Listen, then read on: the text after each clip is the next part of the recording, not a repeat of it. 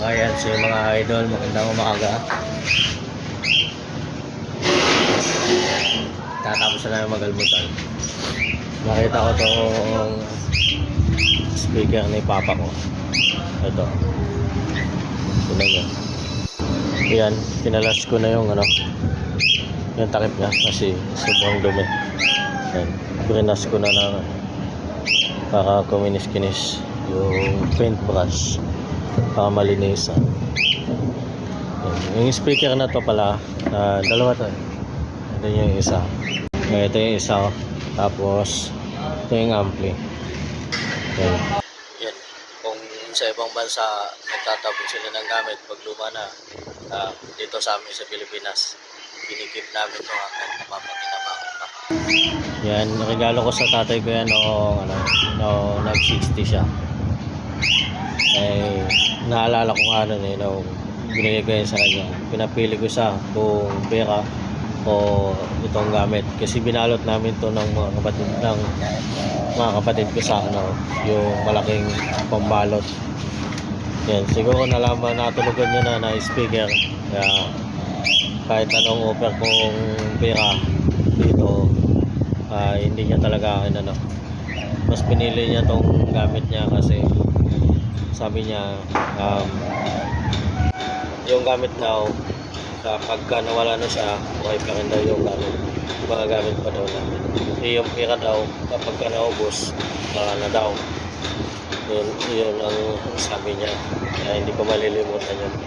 Ito, naalala ko, kakauwi lang pala namin galing Pangasinan. Naalala ko yung kasi hindi ko nagamit ng New Year to kasi wala kami. Kali noong Pasko ko lang nagamit. Ngayon nakita ko matapos namin mag-almusal, ang dumi na. Tapos medyo palyado na daw yung tunog nitong isa na nilinis ko na muna. Binuksan ko siya ngayon. Kasi kailangan kong pahalagaan to kasi ito yung alaala na iniwan ng tatay ko sa akin. Ngayon may pagkakataon akong linisin yan.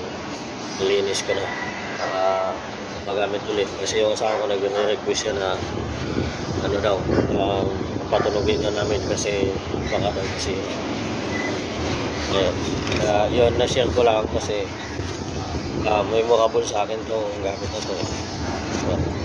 Kung doon para sa iba pag ginagamit nila bali touring nila gamit lang, ako kasi hindi. Important ito kasi may alaala ng tatay ko to.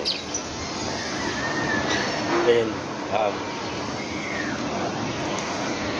siyempre pagka mahalaga sa atin yung isang tao, yung isang bagay, dapat mahalagaan nila. Ito na lang ang alaalang naiwan niya sa amin na gusto ko manatiling maayos to. At hanggat maaari magagamit namin sa mga kung gusto namin magpatugtog kasi doon sa probinsya namin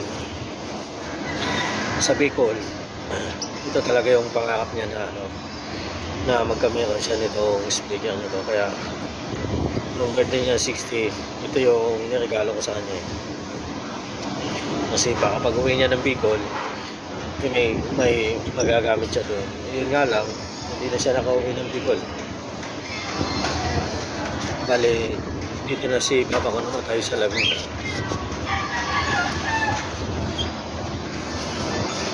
Ngayon na-share ko lang kasi gusto kong ma-refresh yung alaala niya dito sa speaker. Yun, sa Papa ko kung saan ka man ngayon, ingat ka lang pakati. Ikaw na ang bahalang magabay sa amin magkakapatid. Sila mga idol, thank you. Ay lang mga idol, salamat sa panonood ng aking TV.